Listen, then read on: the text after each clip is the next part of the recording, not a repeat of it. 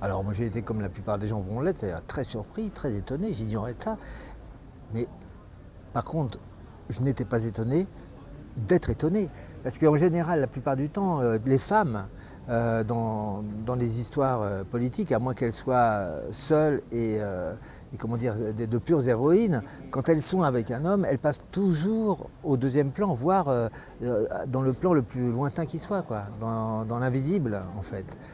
Mais je crois que les hommes politiques ne feraient pas grand-chose s'il n'y avait pas des femmes à côté d'eux qui les encouragent, qui les aident, qui les aiment, qui les soutiennent. C'est rare de lire des histoires qui sont vraies, avec des héroïnes, avec cette fougue, cette passion, cette originalité.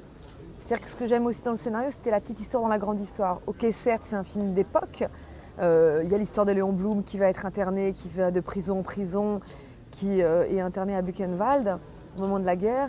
Mais il y a surtout le destin de cette héroïne, Jeanne Reichenbach, qui va suivre cet homme coûte que coûte par passion. Comme c'est un homme qu'on connaît très peu visuellement, il y a très peu de documents cinématographiques sur lui, j'avais la liberté d'imposer mon Blum. On ne pourrait pas me dire « Ah non, ça ne ressemble pas », etc. Donc, et c'est vrai que quand j'ai mis entre ce que j'appelle le déguisement, c'est-à-dire la moustache, le chapeau, les lunettes évidemment, quelque chose s'est opéré avec la caméra, on faisait des essais, quelque chose s'est opéré et tout le monde était un peu étonné de voir ce monsieur, quoi. Moi, j'ai plutôt vu la dimension Adèle H de ce rôle. C'est-à-dire que pour moi, c'était vraiment une fille qui... C'est la guerre, elle a cette dimension de bourgeoise, qui est mariée quand même à un avocat, et qui lâche tout comme ça, de manière un peu folle et inconsciente et insouciante. J'ai fait des scènes formidables avec Jérôme Deschamps, qui joue Mandel, qui est un acteur très baroque, tout à fait extraordinaire. Enfin, pour moi, c'est Peter Ustinov français, quoi. Il est absolument fabuleux. Et il est arrivé par moments qu'on fasse des activités très quotidiennes tous les deux.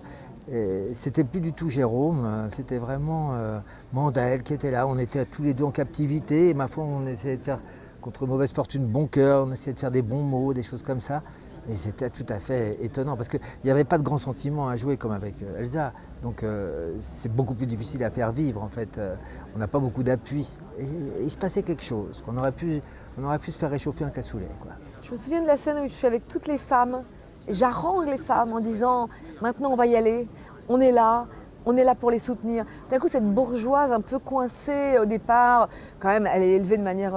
elle est protégée, elle est mariée à Henri Torres. Et tout d'un coup, elle lâche tout. Elle part avec une petite valise, comme une ado, quoi. Il y a un côté adolescente qui va vers son destin.